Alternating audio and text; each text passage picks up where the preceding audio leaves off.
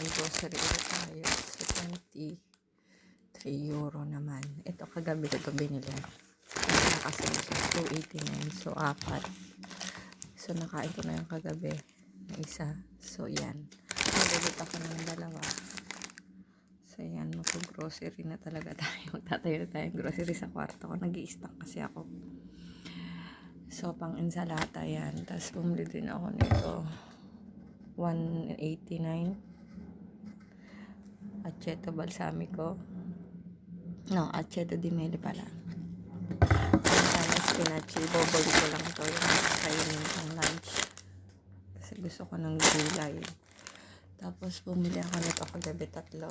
So, di-check ko.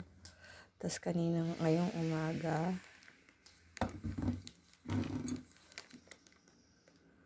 yan. Kasi mahilig ako magawa ng spaghetti. So, yan. Nag-stock na ako ng bali 15 to.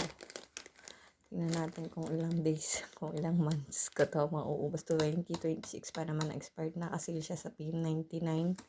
So, bali 15 euro to. Ano ito. Pero ito, kagabi ko na to binili. Ito, ngayong umaga. Bali, nagdala na lang ako ng karelo ko para mabuhat ko siya. Ayun, yun lang.